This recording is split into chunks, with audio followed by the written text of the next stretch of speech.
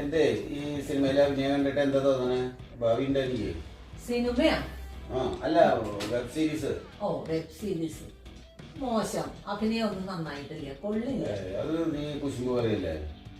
ഇത് കണ്ടില്ല, ഇങ്ങനെ അഭിനയിക്കാം നന്നായിട്ടാണല്ലോ മാഷും എന്റെ ഫ്രണ്ട്സ് എല്ലാവരും പറഞ്ഞത്.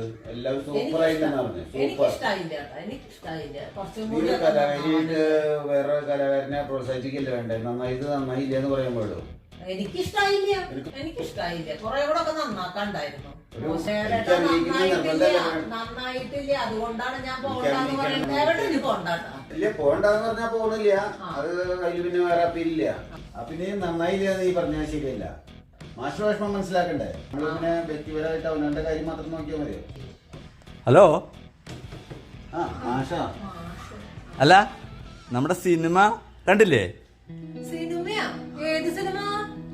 അല്ല സിനിമയല്ല, എന്റെ ആ വെബ് സീരീസ് ഉണ്ടല്ലോ, അതില് സാറിന്റെ അഭിനയം എങ്ങനെയുണ്ട്? അതല്ല മാഷേ, നന്നായിട്ടെന്ന് കൂട്ടുകാരൊക്കെ പറഞ്ഞു.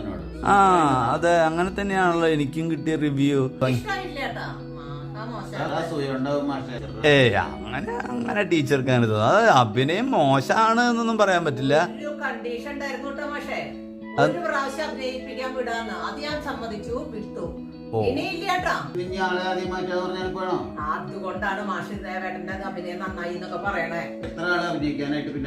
ഞാനിപ്പോ എന്ത് ചെയ്യും? വല്ലാത്തൊരു ബുദ്ധിമുട്ടിലായല്ലോ.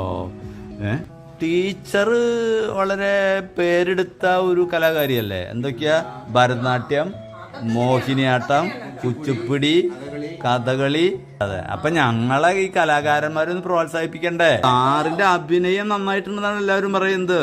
ഒരു കാര്യം ചെയ്താല, നമുക്ക് ടീച്ചർ ഇങ്ങനെ അഭിനയ പ്രതിഭയായിട്ട് ഇങ്ങനെ തിളങ്ങി നിൽക്കുന്നതുകൊണ്ട് ഞങ്ങളുടെ ഈ വെബ് സീരീസില് ടീച്ചറിനെ ഒരു പ്രധാന കഥാപാത്രമായിട്ട് അഭിനയിപ്പിക്കുകയാണെങ്കിലോ എന്നാണ് ഞാൻ ആലോചിക്കുന്നത്. അല്ല, ടീച്ചർക്ക് അഭിനയിക്കാനുള്ള കഴിവുണ്ടല്ലോ. അതല്ലേ, അപ്പൊ നിങ്ങൾക്ക് രണ്ടുപേർക്കും ഒന്നിച്ചു വരാലോ.